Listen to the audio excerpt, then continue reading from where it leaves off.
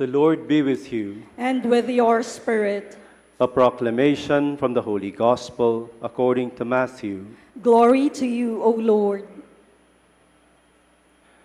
At that time, Jesus exclaimed, I give praise to you, Father, Lord of heaven and earth, for although you have hidden these things from the wise and the learned, you have revealed them to little ones. Yes, Father, such has been your gracious will. All things have been handed over to me by my Father. No one knows the Son except the Father, and no one knows the Father except the Son, and anyone to whom the Son wishes to reveal him. My brothers and sisters, the Gospel of the Lord. Praise to you, Lord Jesus Christ.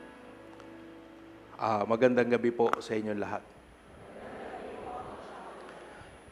Padre Pio was ordained at a very young age, I think 22 years old. And after a few years of ministry, he received his first stigmata. But together with that, he has been so very active in his ministry.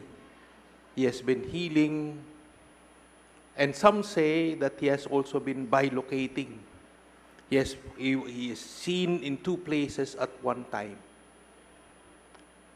There are so many parang wonderful things that he has accomplished already. However,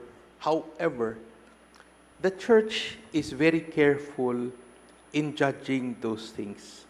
Maingat na maingat po ang simbahan sa mga ganong bagay.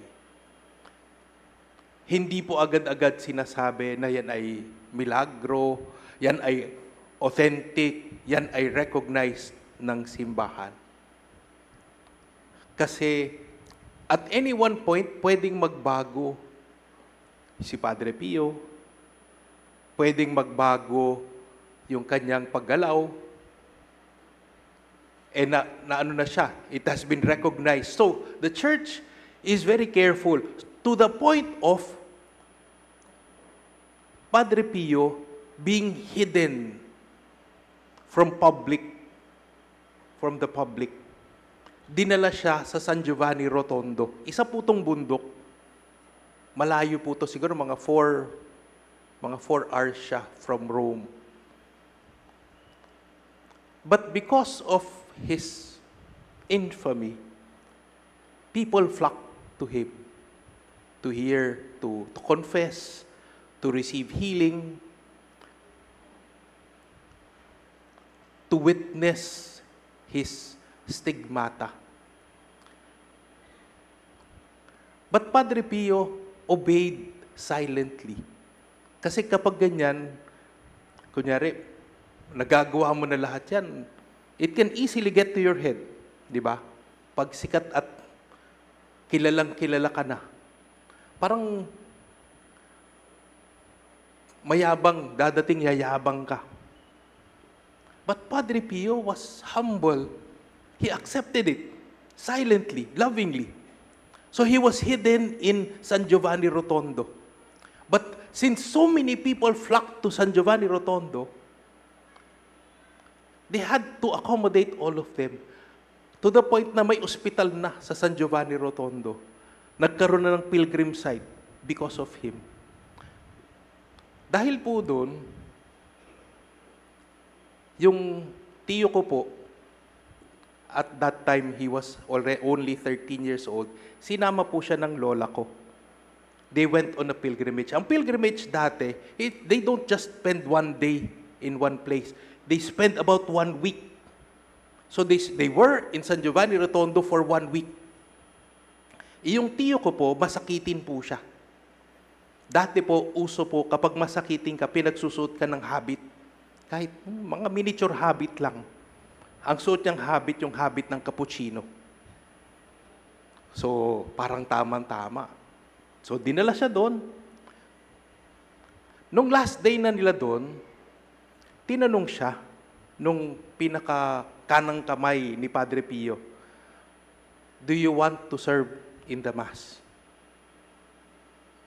Do you know how to serve? Both questions he answered yes. So nag-serve siya.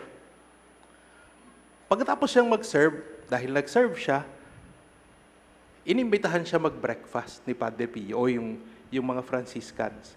Inimbitahan siya mag-breakfast. Yung breakfast po sa Italy, isang tinapay lang po at saka tsokolate. Yun lang. So tinanong siya ni Padre Pio. Sabi niya, tinanong ni Padre Pio, syempre in broken English, do you like our breakfast? Ang sabi ng tiyo ko, I don't like your breakfast. It's only bread and chocolate. In the Philippines, we have fried rice, we have fried egg, we have kung ano-ano mga sinabi ng tiyo ko. Sabi ko, napakayabang naman ito. Natawa si Padre Pio. Tapos later on, pagkatapos kumain, tinanong ulit yung tiyo ko, 13 years old. Hindi niya kilala si Padre Pio. Kilala ng lahat ng kasama nila sa pilgrimage, pero siya hindi niya kilala. Tinanong siya ulit ni Padre Pio pagkatapos kumain. Tinanong siya, do you like my Mass? Sumagot yung tiyo ko, I don't like your Mass. It's very long. You're not even the Pope, and yet it's very long. Nagtawanan daw. Di okay. Pagkatapos nun, hinubad ni Padre Pio yung kanyang rosary. Binigay doon sa tiyo ko. So for the longest time, nasa tiyo ko po yung rosary. Hinahanap-hanap po ng mga Capuchino. Nung namatay po si Padre Pio, hinahanap yung rosary po ni Padre Pio. Hindi makita. Pero sinabi po nung kasamahan niya po, I remember Padre Pio giving the rosary to a little Chinese boy. Eh lahat naman sa kanila, Asians, Chinese. Tiyo ko po yun. Malaki na po yun.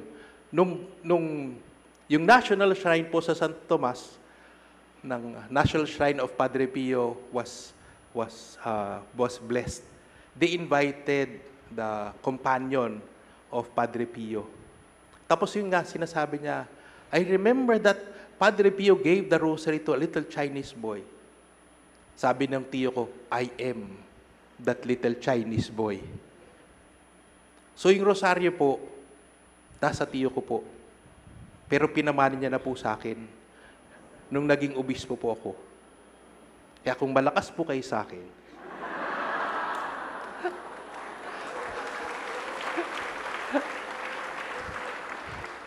ibe-bless ko po kayo ng rosaryo ni Padre Pio. Pero hindi lang po yun. Bago sila nagkahiwa-hiwalay, kinuha nung alalay niya yung guantes ni Padre Pio na puno ng dugo. Binigay yun sa tiyo ko. Eh, yung tiyo ko, hindi niya kilala si Padre Pio. Ang nakita lang niya, yung dugo ang guantes. Ganyan yung hawak niya. Ganyan yung hawak niya doon sa guantes. Diring-diri siya doon sa guantes. Pero, nung dinala niya sa bus, kasi sumakay na po sila ng bus eh. Pagsakay sa bus, pinagkaguluhan yung guantes. Yung isang guantes po ay talagang pinagpira-piraso. Yung isa po na iwan sa tiyo ko. Nung nasa seminaryo pa po ako, binigyan niya po ako ng kapirasong nung guantes. Kung gusto niyo pong pumunta sa seminaryo, ito po, nandito po yung rector, Father Roy. Tayo ka, Father Roy. Lapit, palakas na lang po kayo sa kanya. Nandun po yung guantes. Parang very similar to the relic that we have here. Bakit ko nga ba kinuwento yun? Kasi para bagang nag-switch ng roles yung tiyo ko at saka si Padre Pio. Yung tiyo ko, ang yabang. Pero si Padre Pio, in the face of my uncle who was bragging, he continued to be humble. nagpakababa po siya sa pagtanggap ng pagtatago sa kanya ng mga Pransiskano, yung nilait-lait yung almusal nila, nung nilait-lait yung haba ng misa ni Padre Pio. He continued to be humble. And I think that is very characteristic of Padre Pio, his humility. A characteristic that we all need to accept our own faith. Minsan kasi kapag tayo'y nahihirapan, nagagalit tayo sa Diyos. Kapag tayo ay namatayan, galit tayo sa Diyos. Parang it is as if we deserve all these things. But Padre Pio, who had all those things, was so meek in giving up all these things out of his continued love and service of God. May Padre Pio be our shining example how to be humble. Yung paanong magpakababa ng loob. Because we don't deserve the grace and mercy of God. It is truly a gift. And when we say it's a gift, it's undeserved.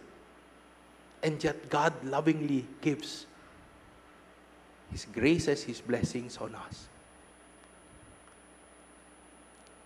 May we continue to be grateful for the blessings that we have. Not feeling entitled, but truly be grateful for all of them. More so, bless others with the gifts that God has given you. Share it with others. That others may truly be grateful because you are a channel of God's grace. Isang malaking biyaya, tayo binabasbasan ng Diyos. But it is not just for us. It is meant to be shared. To share the blessings that you have. Maybe just like what my uncle did. Sabi niya sa akin, okay na ako. Matanda na po kasi siya. Kasi kung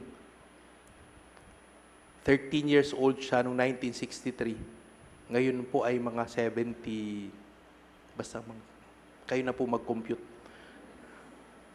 Sabi niya sa akin, iniisip ko nga, sabi ko, baka ipamana niya na lang sa akin kapag namatay siya. But he gave it. He shared it.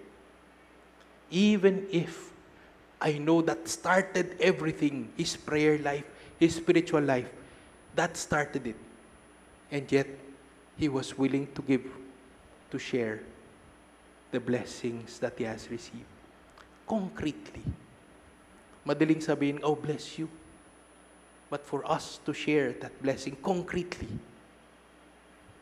then that blessing has doubled for ourselves and for others. Happy Fiesta po.